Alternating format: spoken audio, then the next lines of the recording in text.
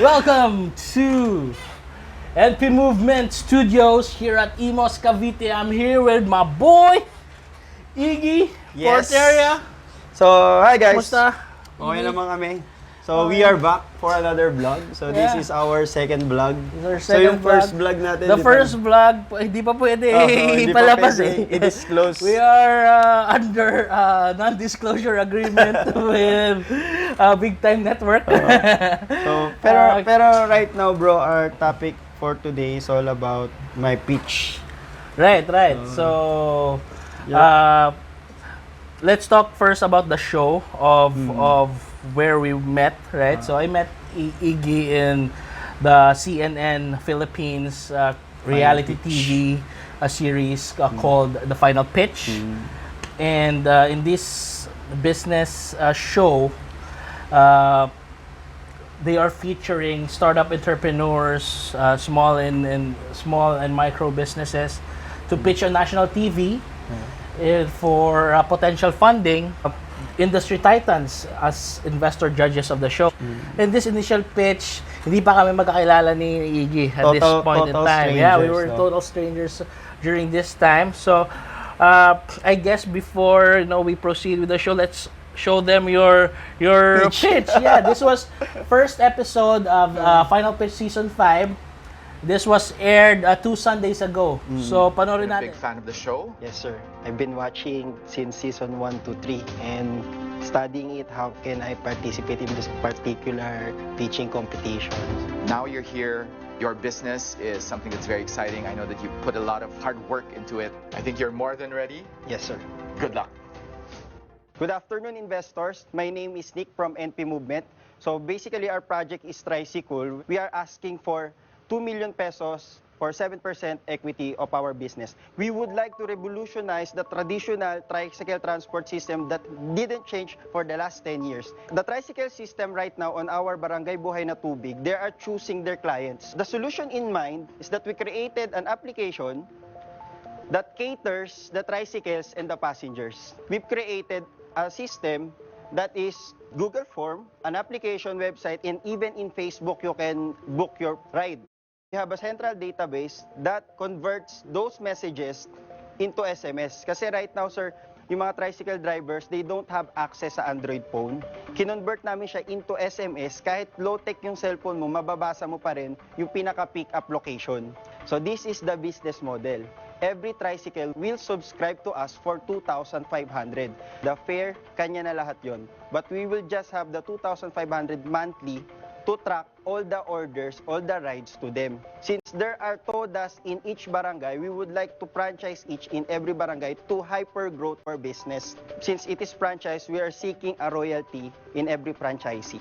This first aid kit with emergency hotlines inside. At the same time, we also have a hotline wherein our passengers can contact us directly. We also have a passenger feedback kasi right now, hindi nila alam kung kanino nila irereklamo yung sakay na sobrang bilis ng tricycle. So dito, meron kaming feedback form which consolidates all the concerns ng lahat ng passengers. So use of fund developing our existing system, invest heavily in marketing and promotion, operation expenses for 6 months. For our investors, 25% from our net income will be yours hanggang mabalik po sa inyo yung 2 million.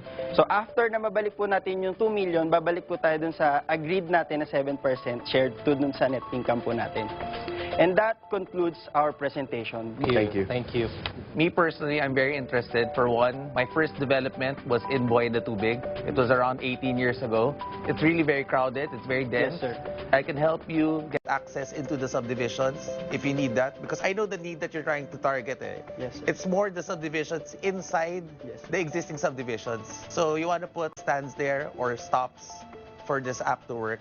My main question was, you mentioned that for the 2 million investment, most of that will be used for development of the platform. Yes, sir. The system and the marketing side. Is that really enough? I mean, George, is that enough to actually put a working platform up there? Well, MVP is definitely the way to go now. But first, I must say that your presentation was much better than our first presentation of Angkas to investors.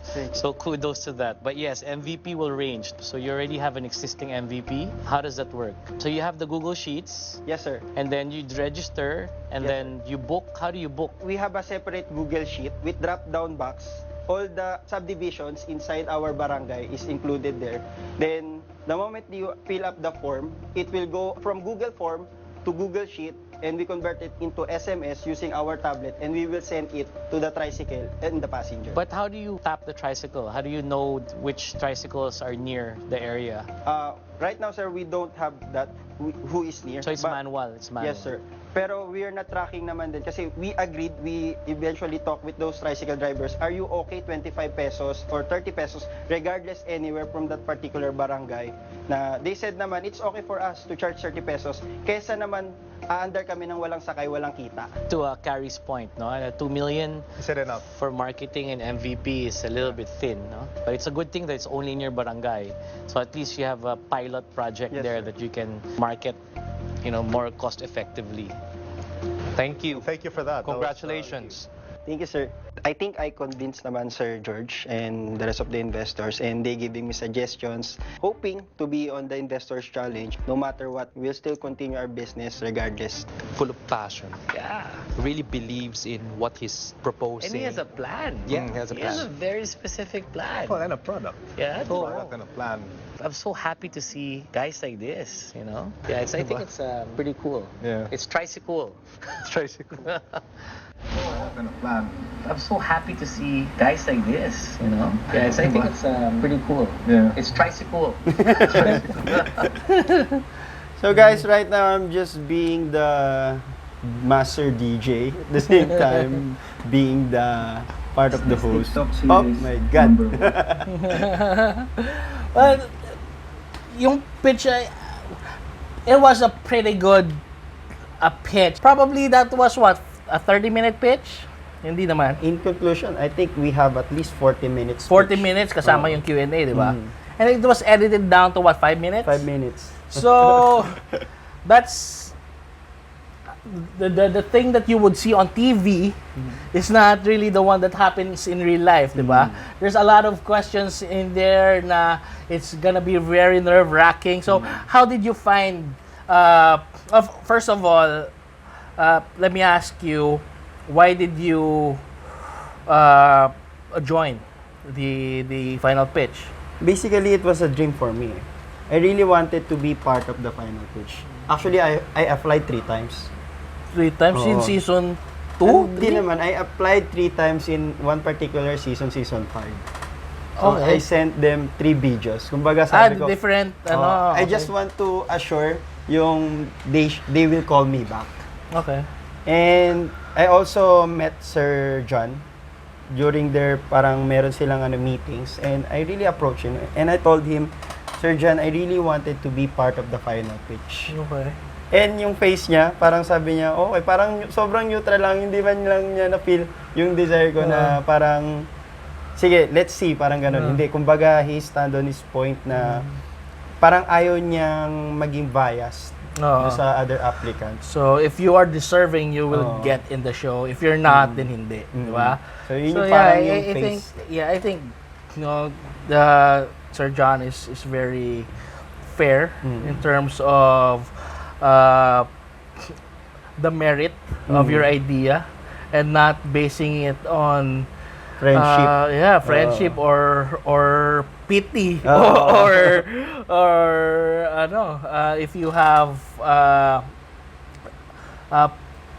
a history with him, diba? As a friend Kasi or as a I colleague. first met him during the Indian Business Summit. Kasi I used to Okay. work at Go Negosyo. So I was one of the organizer. And during that time, I met him and Mark Vernon. Okay. So I'm really into pitching.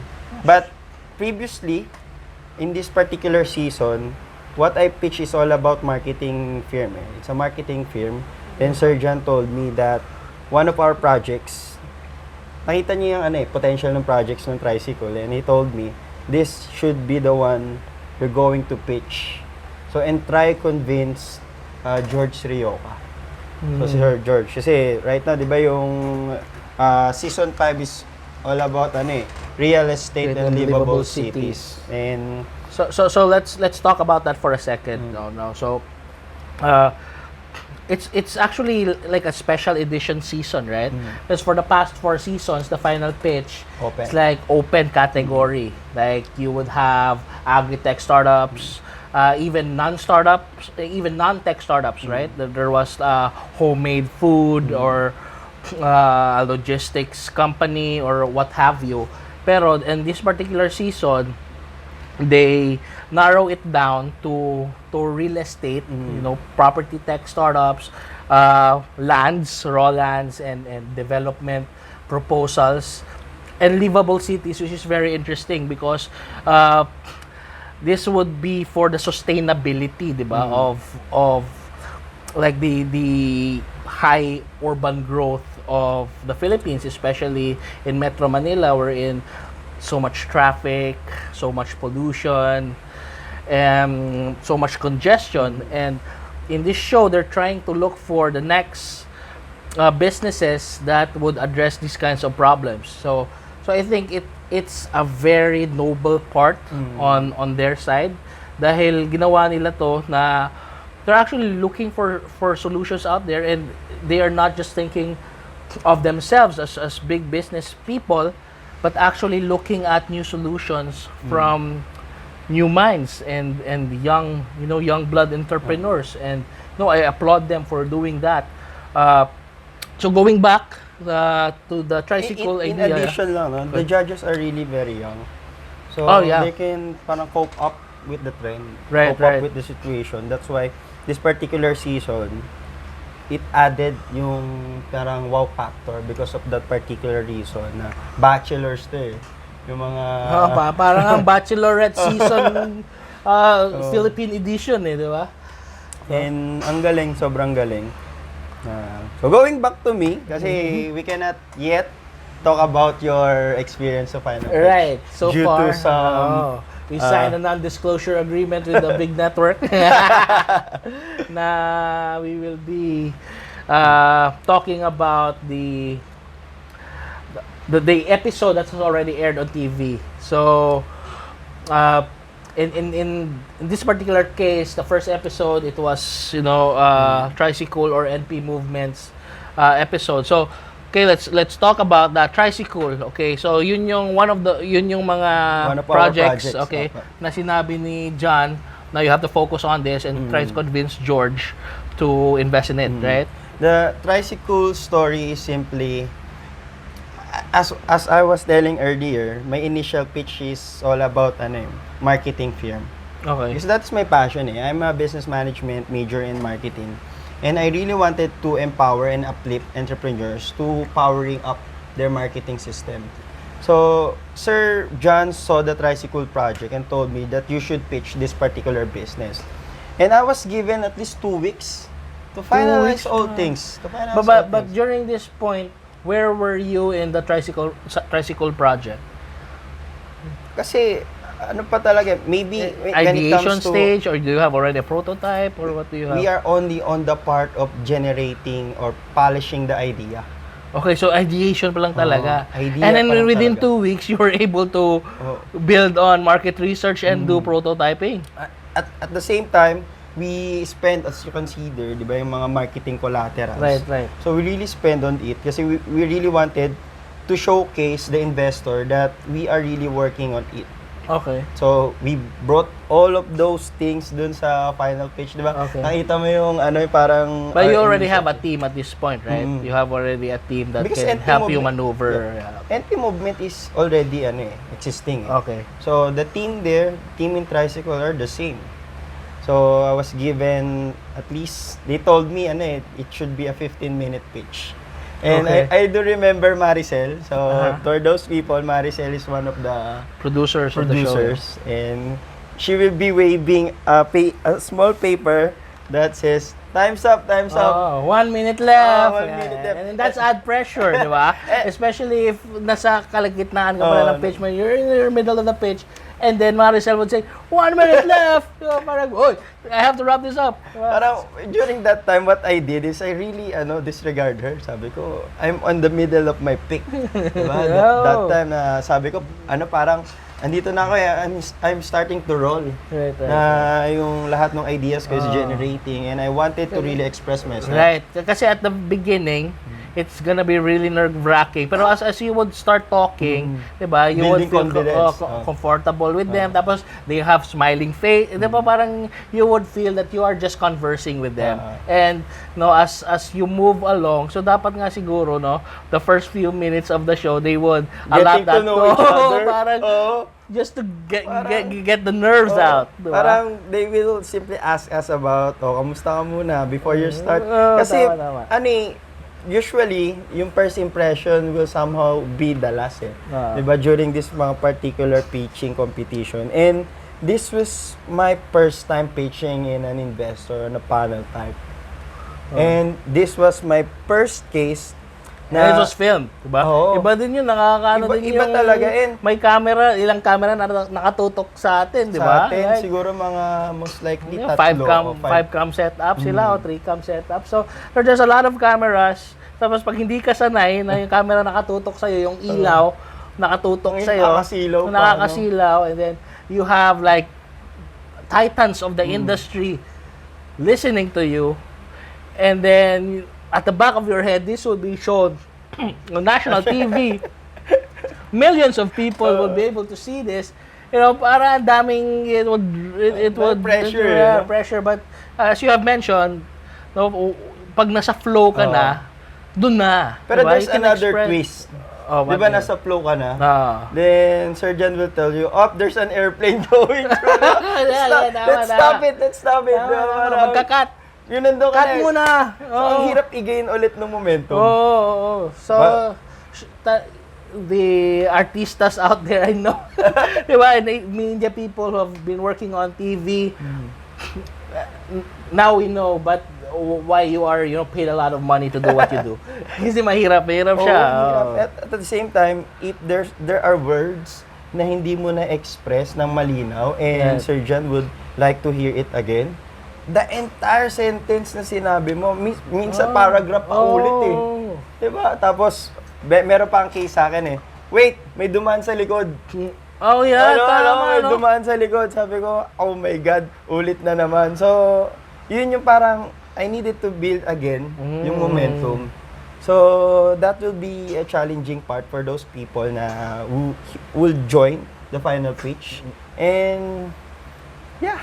Pero overall, I mean, the pitch that you have, ang ganda ng pagka-edit down nila. Diba? Mad props to the people behind the production team of doing that, the post-production team. Kasi, pogi yung NP movement dun diba? You were the man with the plan, diba? You're the man with the plan, and you were... With a very detailed plan. Yeah, you have very detailed plan. Pero it's cool, it's Tricycool. Diba? Ang ganda ng If I were just given at least a month of preparation, I will deliver a much better pitch.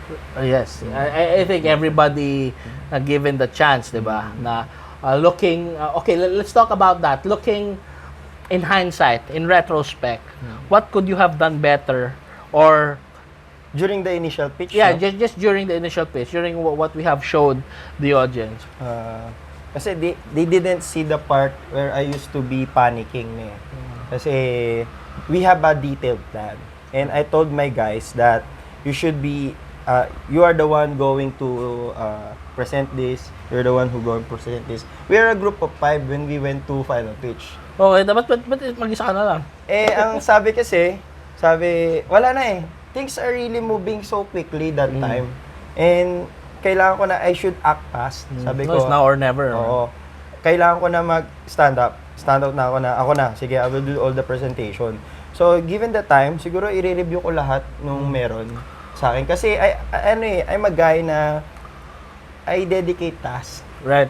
So I cannot do all things by myself. Yeah. So during the initial pitch, I dedicate all the presentation to my team. Okay. So that's why I don't have mastery on that particular page. Okay. Kasi yung buong final pitch, and I'm proud to say na hindi lang ako yung gumawa nun.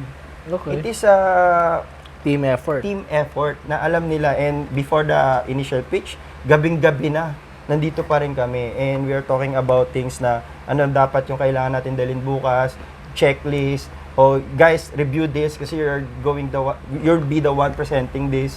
And meron pa kaming parang ano nun hindi pinakita sa CNN meron pa kaming pang acting kung how it will work. So namin yun, parang synchronize namin yun ng gabi. So initially talaga, Can you show that in the editing? wala eh. Wala. Wala rin siya sa final pitch. Paano? Ay, yung final pitch yung mismo nag-film? Oo, wala talaga. Okay. So, parang siguro kinat na nila Kasi masyadong mahaba, no? Unnecessary na. Okay. So, parang yung mga ganun, may part kami na ganun, and I told the guys, please do review your part. Kasi you're going to, Anong nangyari? Ba't ano na lang? wala eh, sobrang dami ng moving parts na sabi ni Sir John, the table should be fixed like this. I wanted them to present like this. And sabi nila na sila Sir Chris na if kaya mag-isa na lang. So kasi 5 kami, 'di ba? Pinakamarami naman is Cocotel, they have 3 guys. I think they only 2 of them presented. Si Dame tsaka si Raf. so yung perspective ng camera is pang 2 lang. So kung 5 kami, mahihirapan mag-adjust yung buong crew. Kaya sabi ko, I think there were previous episodes na 5 eh. 'Di ba? May nakita ko in season 3 ata na 5 sila nag-pitch. And they even have their title, CEO, COO, CFO. I think I also saw that eh. Parang mga young guys. Young guys na ang ano ng mga executive times, titles. Yeah. So yun lang. If given another chance or present it again, I will master it kumbaga ako talaga. Kung alam ko lang na ako lang din yung magpe-present, ko na rin, kumbaga ipapolish ko. Although I really know the system kasi I made it eh. Pero iba yung may caught off guard. Right. Diba? I was caught off guard that time na you should be the one presenting all of those things. Tama. So yun yung pero the experience is really, even in the initial pitch, the experience is really sobrang worth it na para sa akin. Who do you think, obviously, no, it would be Angkas who is kind of aligned. Well, it is aligned with what you're trying to do, right? So there's really a focus there for George Rioca to. What were the questions like that wasn't shown on? Could you remember what was the question that struck you most? Sir George told me that you should be focusing with the MVP, diba? The minimum viable product, because during the presentation I was telling about I have parang yung response team, yung response team. Right. Meron akong mga first aid kit, diba, na unnecessary. Were you saying that to impress them, or were you saying that because that's you really plan to do it at first run? I was saying that because I see it dun sa mga existing tricycle that they are lacking in that particular business kasi they tricycle dominates yung buong transport system. Right. And most of the accidents usually happen during your ride in the tricycle. Pero if they are not well equipped with first aid kits, 'di ba? Parang problema 'yon. So that's why I added a little bit parang ganun doon. So and Sir George told me it is not a question eh. It is focusing on the minimum viable product. More of a suggestion from him to do so that. That's the thing I did in the final pitch.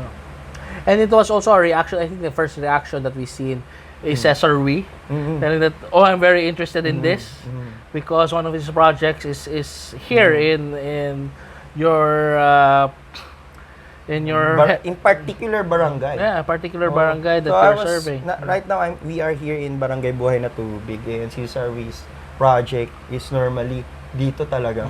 You sa started barangay. here daw 18 years Oo. ago. So that was timing din na aside from angkas, you actually resonate with We cannot a lot yet, of 'di ba? We cannot disclose yet who pick us. Kasi, ano ba yun? It will be next week. Right. I think this Sunday na eh. This Sunday na ba? I'm not sure pero parang eh. So, We cannot yet disclose that. but we will disclose that soon. And not we are- not here on live stream. Right now, we are just going to talk about my personal experience.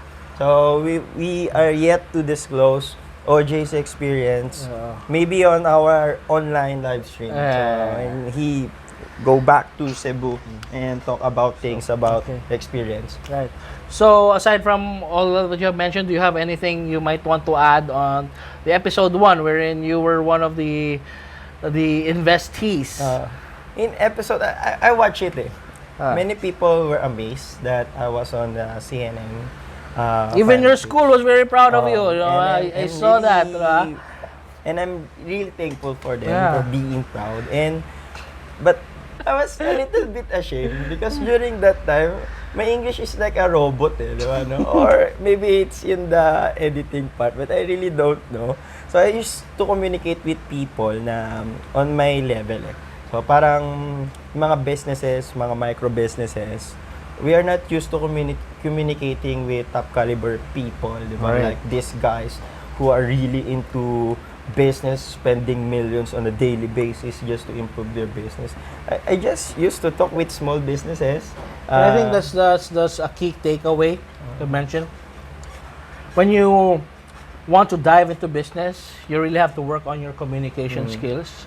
But Definitely. conveying your message to your audience, to your customers, your employees, to potential investors would really come a long way if you have a good command of of the English language or even Tagalog or whatever vernacular language that you are talking about, as long as you are able to convey that message on a particular audience that is watching you or viewing your content. So in this particular a TV show, we are conveying or communicating to investors. And they have a lot of jargons na kung you're not aware of. aware of business school lingo, 'di ba? If you don't know ROI, MRR, GDP, ano ba yung mga Meron pang before yung take ko talaga watching final pitch. Yung mga traction I don't know it before eh. right. Yung mga traction pero watching final pitch 3 you will really learn a lot in doing business It's and like business operations. going to business school Just by watching on just YouTube. watching the YouTube. So again, mad props to the final pitch, John and Monica Aguilar, for conceptualizing this and making this a reality and a platform for us entrepreneurs, for us to convey our messages, for us to have a nationwide audience to build on, especially for startup businesses and micro and small businesses that don't have a voice. And you have given that. So we are very much appreciative of what you guys did for us. And any last words for your live stream? Now, it's more on I really joined the final pitch simply because I really wanted to explore. Okay. And I wanted to improve my communication skills and my business skills at the same time my network. So, I'm not really after dun sa investment. Pero, kaya ko naman maging hypocrite, di ba? Parang, we all wanted Wag it. winawagayway sa'yo yung... Oo, ito na yung pera eh. Pero, kung bibigay sa'yo yan, bibigay sa'yo yan eh. So, malalaman nyo, di ba, kung final pitch is really a life-changing for me. And it really showed me the better part of doing business. And maybe that's it. And I'm really thankful for the whole production team, Sir John, Ma'am Monica, di ba? And the rest of my friends. I really met a lot during the final pitch. And here we are after the show trying to make a show of our own. So this is just a teaser for you guys that me and OJ, we are planning to really make this on a regular basis, and we wanted to have a communication with different contestants of the final pitch. Right. Successful, Yeah. person who had an investment, shit. And then in short, that there were segments na babalikan niya yung mga entrepreneurs before that were on the show and kinakamusta, di ba? How are you guys? Some of them are already millions of dollars after. Ito na kami. Di ba? And the show made that possible. Di ba? And there were some, or maybe many, we don't know yet, that already were bankrupt and stopped their businesses. And also that's also another key takeaway that we can learn. Maybe they would give us tips on how not to fail, di ba? So I'm very excited about this project that Iggy and I would undergo in the next few months. And So this is a Revacool project. yeah, it's a Revacool project, Revacool Media. Just continue watching the final pitch. And I think this episode is brought to you by Thai Milk Tea. Sponsored by Thai Milk That Tea. is sponsored by Thai Milk Tea here at Imos Cavite. So if you're just in the area, I think you can find them at Google Maps. Yeah, Thai Milk Tea. They're running a If you want some advertisement, di ba? Sponsorship, we are open for yeah, that. we're open for that. So right now we already have sponsors. Oh. All right. Are we going offline, bro? Offline tayo sa live stream. Offline muna Pero kami. Pero dito, continue rolling tayo dito sa kabila. Or, pwede ka mag-roll dyan ng iba. Nakaroll ako.